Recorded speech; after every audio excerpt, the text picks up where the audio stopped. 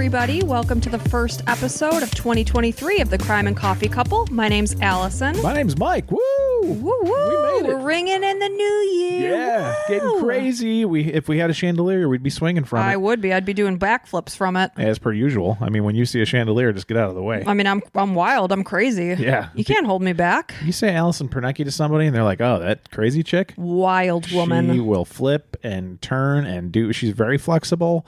All these things are not true. Not true. No. Farthest thing from the truth. Yeah, you're pretty predictable and definitely mild-mannered, I would say. You know, everyone wants to hear that they're pretty predictable, you asshole.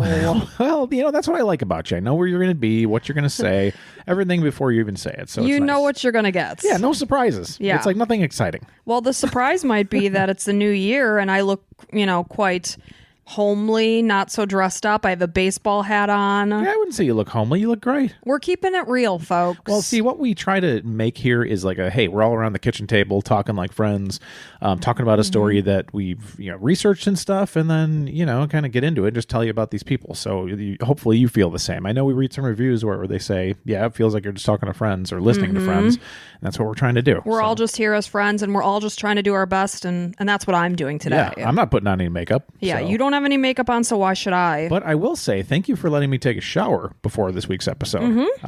We went for a 4 mile, 4 point, almost 5. Yeah, 4 point something mile walk, and before the episode, Allison's like, let's just do the episode like this. And I was like, well, I mean, I haven't showered in like a day and a half, so I would like to shower. I have certain needs. I just feel like I'd be cleaner because we're going to actually do like 2 episodes. So it's 2 hours of sitting here and talking. Yeah. And I was like, I would just feel better. And so you're like, oh, okay, well, you can go ahead. I'm like, thank you so much. I know. I'm so nice like that. Yeah. Thank you. So I just want to get that out of the way. Thank you for letting me shower. You're welcome. I know it probably took a lot. You're welcome, Mike. Yeah. And I made your tea while you took a shower. You did. It's like a nice. I slipped some laxatives in there, you son of a bitch. That could be fun. We'll see how that plays out. Good method of weight loss. When we're at our neighbor's house for a little get together, you might be running to their bathroom. Or maybe in the middle of your story. I'm just going to be. I hope not. Yeah. That's you need me here for emotional support. That reminds me of The Office when they're doing like the Meredith fun run for rabies, and Dwight says he put Imodium in Toby's coffee, and Michael goes, "You mean a laxative, like right?" X-Lax or something. And he's like, "Oh, it was Imodium." Imodium. He's like, I feel great. It was Toby's best run. Yeah, he's like, usually I have to stop at the bathroom, but I didn't this time. Oh man, so yeah, it's the new year. It is. So I want to say real quick before we get into things, thank you so much for listening. Last year was an awesome year. I mean, it was crazy. We were just talking about how having 100 listeners per episode used to be fantastic, and now we're looking at like thousands. So it's like amazing. So thank you so much for listening.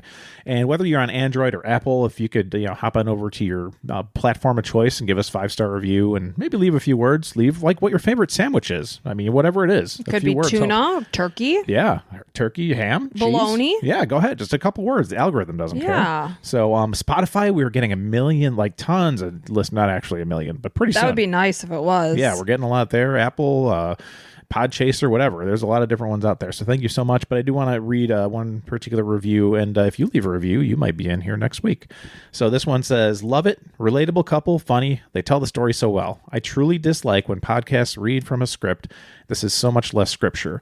They do read notes, but also talk on them. And it doesn't make it sound like an audible at all. So. Yeah, I mean, we have an outline here and like all the words, but we spin off from that. Well, and the other otherwise we'd be just babbling. You know. And we kind of write how we talk. Yeah. So I think that helps. Yeah. And that's at least what I go when I do it. So, Mike, what are you hoping for this 2023 year? I don't know. Just I'm very already.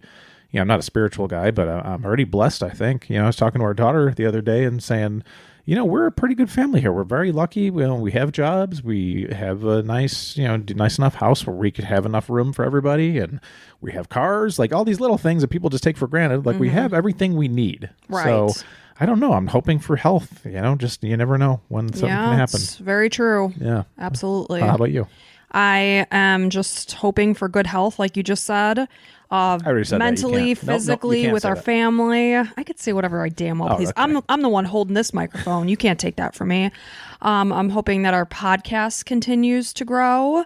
So far, we're having a great time doing it, and our fan base is just they're amazing people, and I'm very thankful for them. And just really good health is the number one priority. If we have that, will make everything else happen. Yeah, well, there was a person that reached out to us via Patreon, and she said, "You're my first Patreon ever," and I was like, "Holy cow!" Somebody like took their hard-earned money and thought that we were worth it, and it's just like amazing. So thank you so much, and I'm glad we can bring something to you that entertains you and also informs you and all that kind of stuff. Yeah, absolutely. But, I'm so excited that we're doing this healthy journey. Like New Year's, didn't have to have a drink at all. I mean, we haven't actually done New Year's because we're recording. We're recording ahead, so we haven't yet faced it, but we do know right away that we're not drinking on New Year's. I know I don't have a hangover on January 1st. Which is amazing because with hangovers for me, the word hangxiety it's true. Like I am a naturally anxious person, but when I'm not drinking, my anxiety is almost non-existent. Which is nuts. Like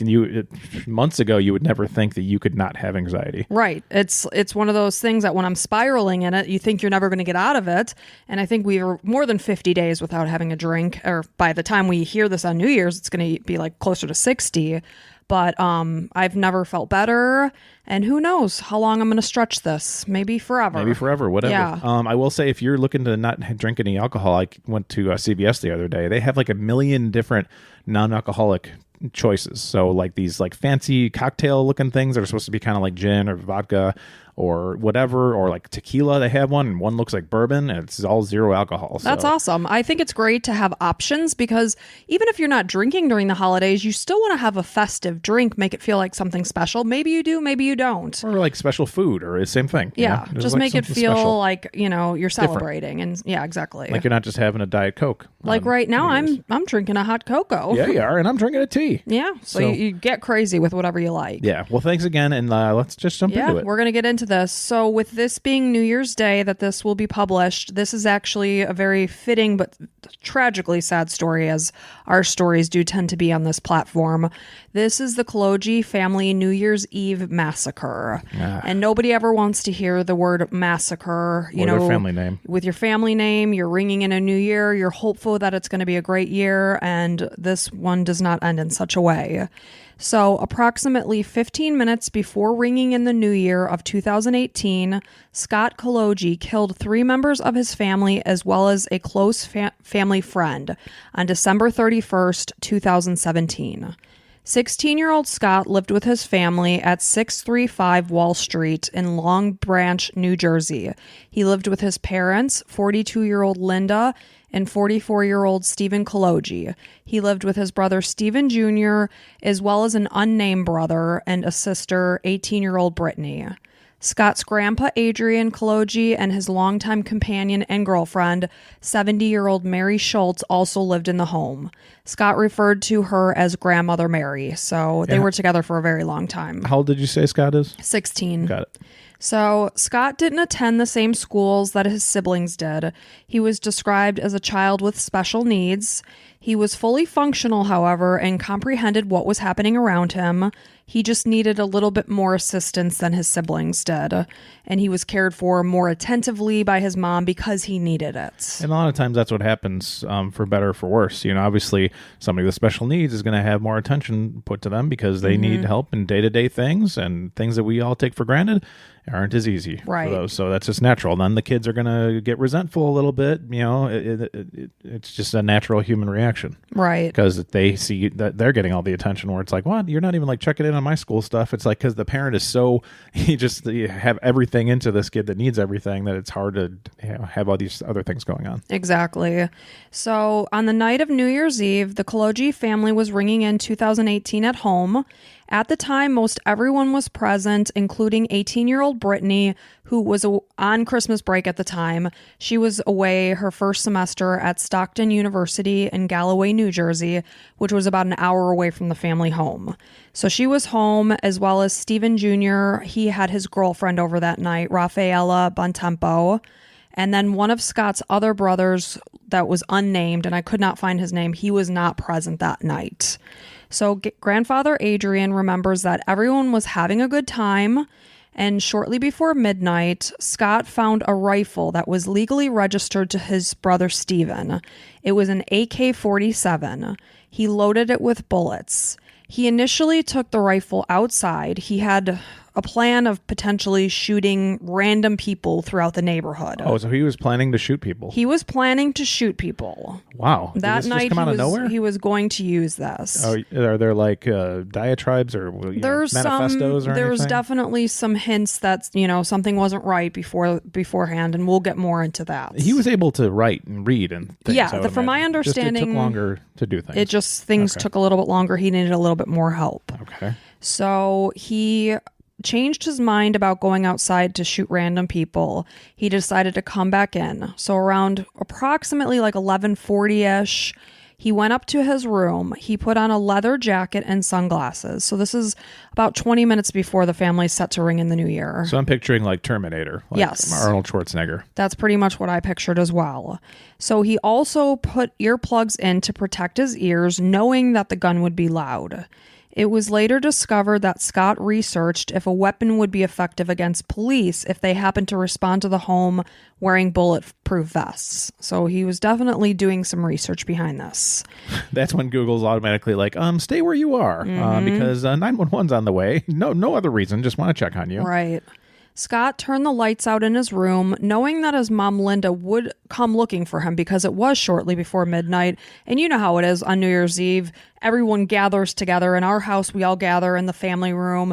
We open our, sparkling ciders, champagnes, whatever it is we're having that night. We turn on New Year's Rockin' Eve or whatever the hell we're calling it these days. And we do the countdown together. And before that, we're playing board games or just spending some family time together. But when it actually strikes midnight, we all like to be together as a family. 100%. Like, it'd be weird to be in your own rooms and stuff. Like, you're together. Yeah. So we ring out, Happy New Year and do toasts and hugs and kisses and all that. So in some of the articles that I read, his mom came looking for him, and others, he called his mom upstairs. So regardless of the fact, his mom was coming upstairs and finding Scott in a dark room. So Scott turned the lights out in his room, knowing that his mom, Linda, again, would come looking for him. And he stood in the dark, not wanting his mom to see him with the gun. He said, "I just didn't want her to look at me. I think that would have snapped me out of it." And it sounds to me that he didn't clearly want to be snapped out of it. Yeah, he had a mission that he wanted to accomplish and didn't want anybody to change it. Yep, he wanted to go forward in this plan that he had concocted. So when his mom entered the room, he shot her 5 to 7 times in the torso and the chest. Jesus Christ. And we know exactly what happened because in his later interview, he was very candid about what he did and how he did it. So his father, Stephen Sr., heard gunshots, rushed upstairs, and was immediately, from what Scott said, shot in the back. So he just must have been checking on his wife or something. Yeah. And then, as he was looking at her, he probably loaded him up. Jeez. just like that. Did this kid hate his parents? We'll go from there, but I will tell you off the bat, no, he did not. No. Okay. So Stephen Jr., Scott's brother, testified during the trial that he watched his brother walking calmly down the stairs and entering the kitchen. And you know how this is. I'm telling you this, but this is all happening extremely fast. So the people downstairs might still be kind of confused and processing what might be happening. And it could also be noisemakers and things, and you're trying to write it off as something else.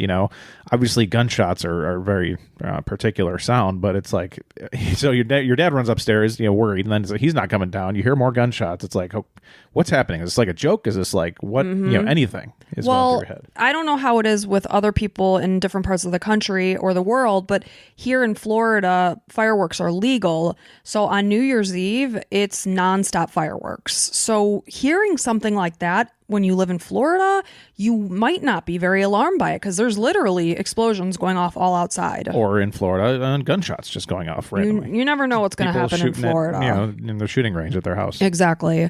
So Stephen is watching as his brother Scott comes downstairs, enters the kitchen carrying an assault rifle. As he entered the kitchen, Scott shot his sister Brittany 3 times in the chest as she sat at the kitchen table. And then his grandfather's companion, Mary, was shot 4 times. As this was going on, Rafaela, Stephen Jr.'s girlfriend, hid behind the refrigerator and called 911. The call went through at 11:43 p.m. Thank God somebody got out to the police. So Scott told detectives that he intended. Did you have a question? Yeah, 11:41. 11:43. So, Okay. about 15 minutes until midnight. So Scott told detectives that he intended to kill more people, though as he watched his grandfather fall to his knees and weep when grandmother Mary was shot, it made him feel confused, and this halted his rampage. Well, no shit, you fucking imbecile. Like, I mean, I'm sorry, I know he's special needs, but I'm sure maybe he understands emotions. I don't know. Maybe he doesn't. Maybe it's hard for him to understand emotions. And it was just such a, big thing for him, such a power trip to be able to end these lives. Hopefully we're going to hear more about what's going on from his words, but yeah. Newsflash that these people are sad. People are dying. Like that's maybe we take it for granted that we feel emotions and feelings and that people like this don't. Right. So Scott ended up firing altogether 14 shots. Monmouth County Assistant Prosecutor Sean Brennan said these were acts of evil carried out by someone who knew exactly what he was doing. He killed them because he could. He killed them because he wanted to. Stephen Jr., Rafaela, and Adrian were able to escape, and I say physically unharmed because I'm sure mentally, if you watch this happen, you will never mentally be the same again. No, and that's a great point. When I was doing some research for my case, somebody said the same thing. It's like, said, oh, no injuries, but it's like, well, no physical injuries, but I mean, mental injuries. Like, for instance, some guy shot his wife nearby, near our house over here, a few miles, 5 miles away-ish. And they were like, yeah, the little girl wasn't injured. And it's like, no, she's going to be mentally injured like her whole life. She was home while her father shot her mother and then shot himself. Like, you can't recover from that. Like, can you go on and live a healthy life and cope? Yes, but you're going to have to, work hard to get through. Like, you can't unsee that and experience. Or like if somebody gets in, what always gets me, when somebody gets in a car accident or something and they're like, no life-threatening injuries. But like, meanwhile, they broke their femur and hip and like this person's laid up in the hospital. Like, you picture them totally fine walking away, but it's like, no, they're actually very, very injured, just not dead. Right. But sorry to digress. So, but they did leave the house physically unharmed, though sadly Linda, Stephen Sr., Brittany, and Mary were found deceased at the scene as police arrived. So sad. So medical professionals testified that Scott displayed signs of schizophrenia and likely had a psychotic episode at the time of the murders. Can I comment on one more thing you said in that whole piece? Mm-hmm. The one dude, I think somebody, investigator or something, said he knew what he was doing and he wanted to hurt people. He definitely did. Now, there was that other side. Yeah, I'm sure that's going to come into play when they try to say, was he mentally capable of this? I'm sure there's going to be a mentally unfit or whatever. Both sides of the coin, will be looked at. Like, did he realize just how tragic it was? Probably not. And how final it was. Right. Did he? Yeah, I that would be my argument from the defense side. But was this planned? Absolutely. Did he know he was going to kill them? Yes. But the other side of the coin, these don't go together for everybody. Like this guy, they go together for us. Regular people, not regular. Yeah, but I don't like that term. My apologies. So, people that can feel both sides, right? That makes sense to us, but not to a person that can't. Yes, and I don't know how that feels, but I don't know if Scott knew that, like, once you kill these people, they will never come back. They will never be on this earth again.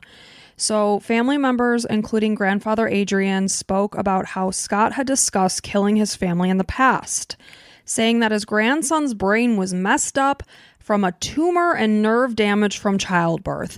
I don't know if that was ever actually proven to be true, but this was something that his grandfather was quoted saying. Well, I mean, that's something definitely worrisome.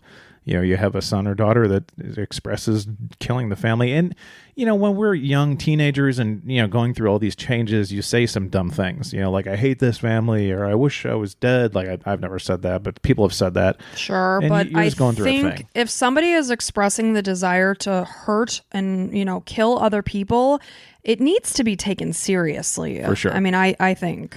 And if you're listening to this is happening in your family, definitely seek some help. So it sounds like the only true conclusion I perceived from this was that Scott was just upset that his grandfather was ratting him out. I don't know that any, repercussions or treatment or anything happened as a result of this. I'm sure it didn't. Our system is kind of not really geared towards that. So, geared toward putting people away and kind of forgetting about them. The trial began on February 2nd, 2022. It concluded on February 24th, 2022. So just this year. Yeah, I was going to say, it's like pretty recent. Yeah, so it was I was actually, when I was initially researching, I thought I read it wrong. But of course, this happened like basically the night of 2017, the first day of 2018. So it took, years. During that time, it was revealed that Scott also had a half-brother named Jonathan Ruiz. Jonathan said that he considered Stephen Sr. as a father, even though, there was no biological relationship. He was very close with the family. Was that the half-brother you were looking for? No, that was an unnamed full brother that we didn't mention. This is Scott's half-brother. It's Scott's mom's son. So, but he did consider Scott's dad, Stephen Sr., as a father to him. So it's basically just saying that he was very close with the family. At the time of the murders, Jonathan had moved out of the home, though he still visited often, and he had a very close relationship with, the whole family. They were all of his half-siblings. Sure. So on New Year's Eve, Jonathan was at the Kologi home with his girlfriend, who is now his wife. They were spending several hours with the family that evening. They were celebrating the new year. Jonathan left the house for a short time. He went out to Domino's Pizza specifically to get Scott a pizza that he wanted. Oh, that's nice. He took the drive with his mom.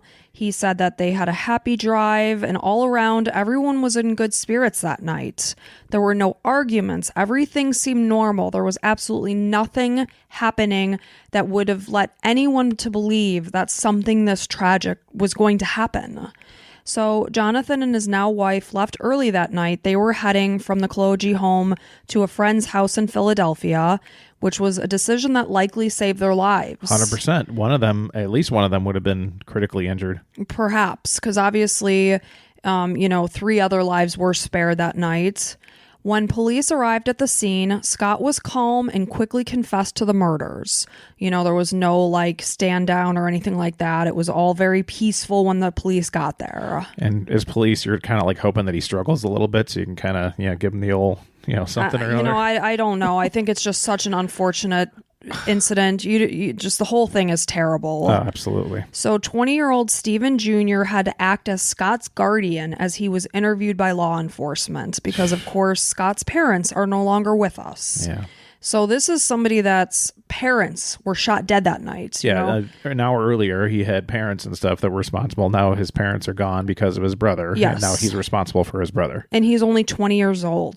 That is something that no one should ever have to face. Right. So Stephen Jr. was forced to sit in the interrogation room with Scott as detectives spoke with him. Jeez, that's nuts. There should be some kind of special circumstances here. I would agree. And Scott, as Stephen Jr. is sitting there, Scott is calmly explaining how he killed each of his 4 family members. Stephen was struggling to maintain his composure. He would break down and sob. As Scott left the room and was taken away for a bathroom break, he was seen sobbing, throwing his cup across the room. I mean, his whole life. Mental anguish that this guy's going through. Sitting there, it's I'm supposed to be responsible here. I'm going to do it for my family. Mm-hmm. But meanwhile, this guy, your brother next to you, just killed your parents and sister.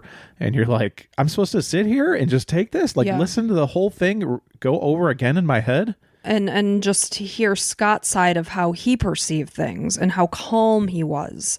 Scott said, when everything was happening, I felt like I was watching it, like I was farther back in my mind. I just kept firing until they stopped moving.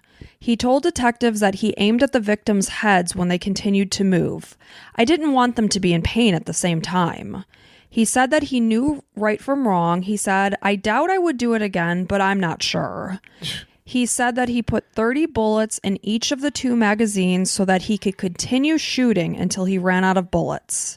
He said he had never used a gun before. He watched online videos beforehand so that he knew, at least logistically how to do it.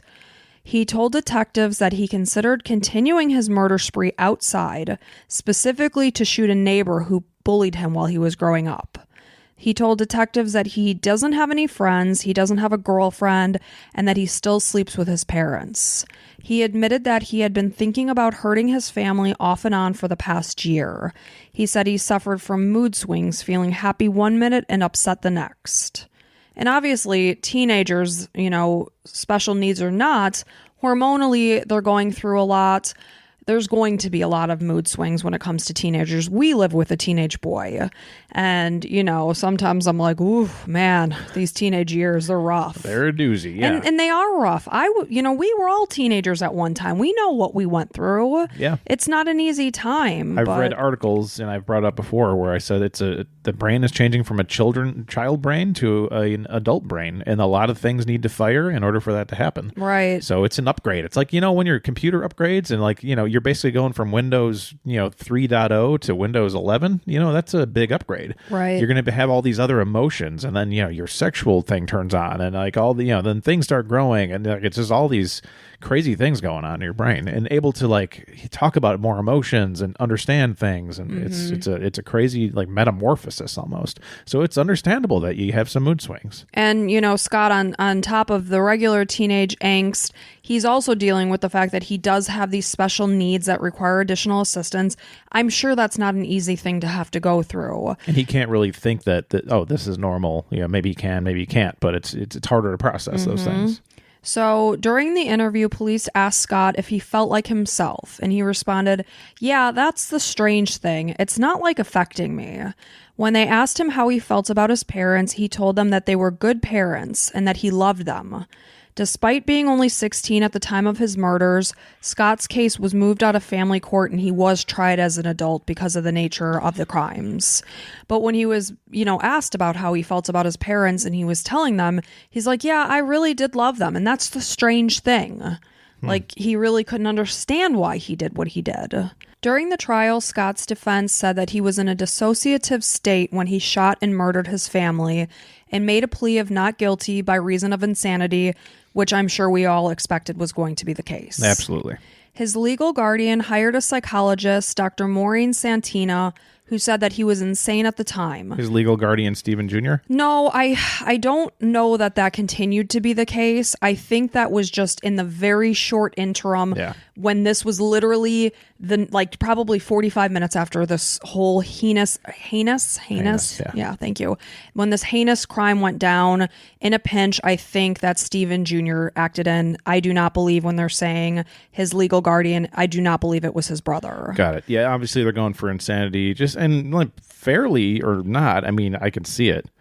The thing is, I don't think it was a short stint of insanity. No, because it was planned. Right. So whatever the law is, I mean, this is something that he's continuously capable of. It wasn't just one episode. Right. This is something forever he will have to be watched for. It's not like they were sitting in the house for New Year's and on a whim he grabbed the gun and just went crazy. This was something that had been thought out and planned.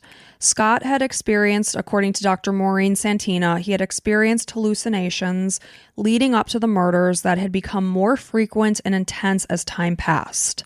He experienced desires to hurt others, not just his family. There was mention of the neighbors.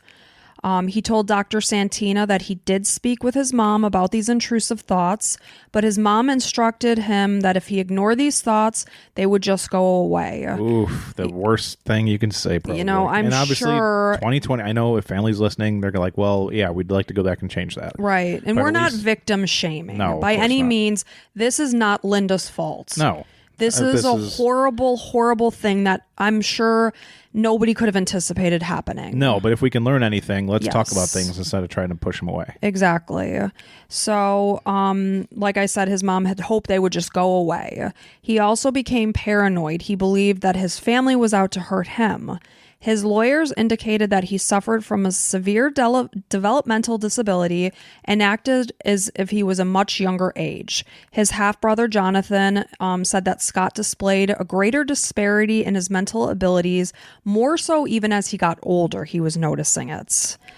So it's almost like he made it to an age and then stopped. And kind of started to regress, is what I gathered from that statement. So at 10, he was acting like a 5-year-old, and then by, 16, he's probably acting like a 7-year-old or something. Yeah, whatever. It's harder because at 16, one expects more mature decisions to be happening, and that wasn't happening in this case. Not that it was Scott's fault. Well, just the way that Scott was answering questions, it was just matter of fact. And that's the weird thing. I still miss my parents and stuff, but just they're dead and I killed them. It's like, huh, well, you're kind of being very just direct and like a little toddler would say. Like, if a toddler, you caught him flushing a fish down the toilet and, being like, the fish is gone now. And it's like, yeah, I did it. Yeah. That's kind of what it was. Like not understanding. Yeah. So Jonathan was indicating some examples that, his mother oftentimes was still needing to help Scott get dressed. And again, that he still slept oftentimes with his parents. Yeah. These aren't things you would expect of a typical. And I hate the word typical or normal or anything like that. I never mean to cause any kind of like, I get it. offense, but that this wouldn't be typically noticed on a 16-year-old boy that he'd be sleeping with his parents. So Jonathan was just, making the point that Scott really was far behind his age of 16. And there was one mention of the fact that like the parents still had to hide Christmas presents up in the attic because they were still tagged from Santa. That was still actively happening, and that was what Scott still believed at age 16. Yeah. So the week before the murder spree, Scott said he saw a woman laying in bed with him and that she seemed to be human, though her eyes turned red and she had long, sharp teeth. And then she turned black as if she was being burnt up. He told Dr. Santina that on the morning of the murders, he felt off. And while he showered, he heard a voice say, "Welcome to the side of evil." So this was like, her indications that he's having these hallucinations. Yeah, and I'm sure, right away you think, what kind of medications can we put him on so we can prevent these hallucinations? And so he doesn't think that this is where he's being pushed towards. Right. Dr. Santina told jurors that she believes that Scott was experiencing symptoms of early onset schizophrenia, pointing out statements that Scott made during his interview with police immediately after the murders. He said that he was on autopilot. He felt like he was watching a movie. Dr. Santina indicated to the jury that she diagnosed Scott with, again, early onset schizophrenia at the time. Now, on the other side, Dr. Park Dietz, on the prosecution side, he's telling the... You have these two, like, doctors arguing separate back things. And forth. Like, and they're probably both right. Right. But it's like, which one does the law go by? So he's telling the jury that Scott was not schizophrenic, but had an autistic spectrum disorder. He felt that the hallucinations Scott experienced on the night of the murders does not warrant a diagnosis of schizophrenia, as he experienced them for short periods of times versus consistently, as someone with schizophrenia would. He also pointed out that while Scott was incarcerated, the prison staff did not feel he could benefit from taking antipsychotic medication. And when he says prison staff, I'm sure he meant doctors. Yeah, not just some person. Not just like the guard who locks Right. the door. Oh, yeah, he doesn't need meds. Like, Nah, he's just like good. I couldn't say somebody. What do you think, Joe? Nah. Yeah, exactly. Just like I wouldn't be equipped to say if somebody needs meds or not. Yeah. So when I say that, I'm sure he means, the medical staff, but that they didn't feel that he needed antipsychotic medication based on the way that he was acting while incarcerated. Interesting. Also, during his police interview, he asked if he was experiencing paranoia, and he told them, no, I'm not. So while Dr. Park testified, he said that he believes that Scott experienced times that he felt mistreated or bullied on multiple occasions. This caused him to build up tension, which led him to murder his family. Yeah, I mean, again, I'm not a doctor either. I do say that I pretty much am, but not 100%. We know you're not. Yes, so I was thinking more towards the autism spectrum because of the lack of empathy and, a lot of the things that we read about. And that makes more sense because I think this is just who he is. He a lot of us are wronged in life, and a lot of us think, man, I'd love to beat this person or whatever it is, or do something bad. Or like the whole karma's a bitch type of mentality. Yeah, anybody that says karma's a bitch, you're really saying I want something to come back and bite you in the ass. Right, exactly. So we all have those thoughts. It's just that this guy's not capable of not acting out on them. Right. And like he even said when he was being interviewed, I doubt it will happen again, but he didn't know. Like he couldn't promise that he wasn't going to go out and do something like this again. And I want to make it clear, not anybody on the autism spectrum is capable of this. It's just that this particular individual, right, the way he's made. We're talking specifically about Scott and what he did. Yeah. And we're not saying, generally speaking, somebody with autism is going to murder their family. This is just factually pertaining to Scott. So Scott's attorneys argued that his severe mental illness led him to kill his family and asked that he basically be given 30 years. They said he is a mentally ill child who begged his mother for help and never got it. Testimony during the trial did indicate that Linda didn't want Scott to tell his therapist that he thought about killing people because she was afraid that he was in turn going to be hospitalized for his words. So he did have a therapist that he talked to. Yes. Wow, that sucks even more because if you're going to tell anybody, it's probably a therapist, but I get the mom's side too. It's like, I'm never going to see my boy again. And obviously she loves him. He sleeps with her and her husband every night. Man, that's a tough situation to be in. Very tough situation. Jury deliberations began on February 24th, 2022 again, at 9:30 a.m., and the verdict was read at about 3 p.m. that day.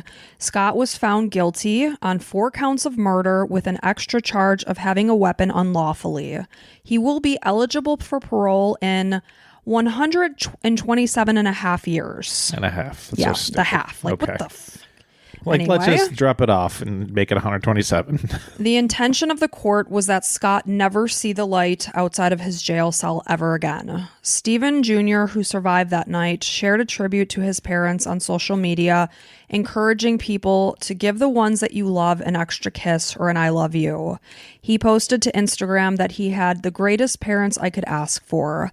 Never once was I without a hot meal or a roof over my head. They made sure that Christmas came every year, even though they did struggle financially. I cannot even describe the type of people they were, so just believe me when I say how great that they were. As for my sister, she was so beautiful and smart. I just wish I could tell all of them. Oh, it's so hard. Sorry. It's okay. I mean, and this is the guy. It's good that he's giving a tribute to these people. This is how he wants them remembered. It's just so heartbreaking to think that this whole family was destroyed, and I'm sure he loves his brother Scott. Yeah, and and Scott loves his parents and his people that he killed, everybody he killed, I'm sure. So he said, I just wish I could tell all of them how much they meant to me and how much I truly loved each and every one of them, because I didn't do that enough, as most of us don't. You know, the life goes on and we're hectic and we're running around, and we don't think, as we're sitting there at 11:30 p.m. on New Year's Eve with our family, that in 10 minutes they're all going to be gone. So that's, kind of what we were saying at the beginning, is we never know what life is what's going to happen. And you'd give anything to say it one more time. And I know you would in any situation. Sure. So he said, also that those that knew Linda and Steve described them as just such loving parents. Like the neighbors were like, man, they were just exceptionally dedicated to their son Scott and their other children as well. But they were just described as nothing but beautiful people. And Mary Schultz was described by her sister Mary as grandmother Mary, who also passed away. She was described as quiet, though thoughtful and caring. She had a heart as big as the universe. Mary had retired since 2010, or had been retired. She had worked as a human resource specialist for T&M Engineering. She was a very active woman, acting in community theater, as well as focusing on family and local genealogy. I guess she was big into that. During Mary's funeral service, the priest, Father Freer, spoke and said, "The curtain went down far too soon and too suddenly for Marianne. You may have wished for another encore in her life, but you do have the chance to give her the ovation that she so rightly deserved."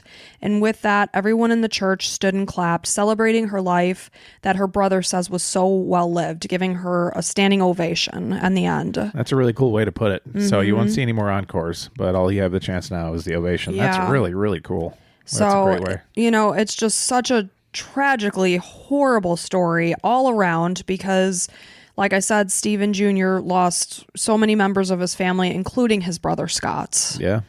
Did any word on if anybody goes to visit him? Because I'm sure he would be happy to see everybody. I mean, at the same time, Stephen Jr. doesn't want to go see his brother that killed everybody. So. It sounds like the grandfather, Adrian, still has a lot of anger towards his grandson. He said, basically, he heard his grandson, Scott, saying, "I love you," and, grandfather Adrian was like, "Yeah, well, you have a very interesting way of showing it." Yeah.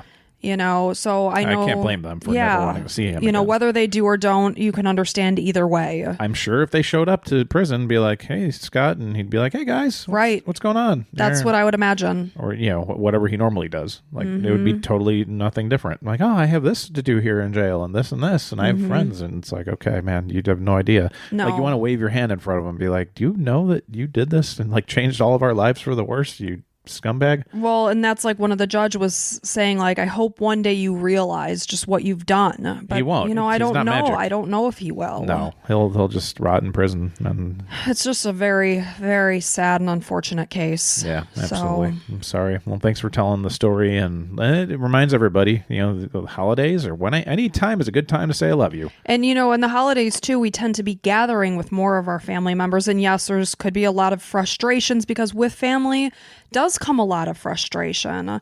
But sometimes we get to the point where it's like, are people really going to change? That annoying thing that mom might do or something like that. No, odds are, they're not really going to change. And you got to just try to love people Laugh for it off, who they are. Accept it as something cute and funny. Mm-hmm. And obviously some people have families that are very toxic and beyond that. Oh yeah, I mean, if somebody's openly hateful assaulting you verbally and all that, or physically or whatever, right? We're not saying to put that aside, but the holidays are a good time to open up to your family and say, hey, you know what? I don't tell you enough, but I just truly I love you and I appreciate you. So. Like old Aunt Mildred that always bitches about the green beans or something. Like okay, just be like, right? She's just eat your fucking green beans. Yeah, be like, I know Aunt Mildred. Just laugh and tell her you love her. Aunt Mildred, I love you. Yeah, exactly. Anyway, so that's the sad story of the Kologi family. Well, thanks for bringing it to us. I very much appreciate it. I want to shout out each of our Patreons.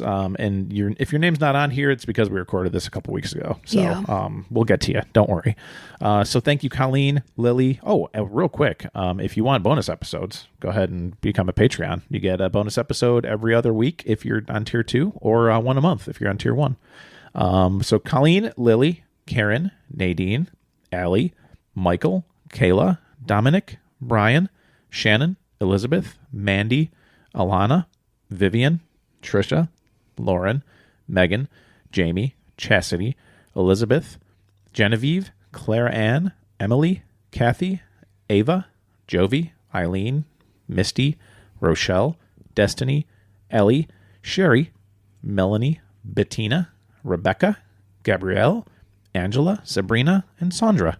Thank you all so much. That list is getting bigger and bigger, and I must say, we appreciate the heck out of you, each and every one of you. That's right. Yeah, and hey, you know what? Elena or Alana, if you want to tell me exactly how to say your name, and I'll say it right every time. So every time I get past it, I love it because I know you, and I try to say it right, but I'm not sure if I am. And I shake my head every single time. Yeah, and laugh. I just looked at you, and I was like, I'll see if I said it right. All right. So anyway, we're wishing you all such a healthy and happy 2023. We appreciate each and every one of you for being here. Thank you from the bottom of our heart. Absolutely. And on that note, bye.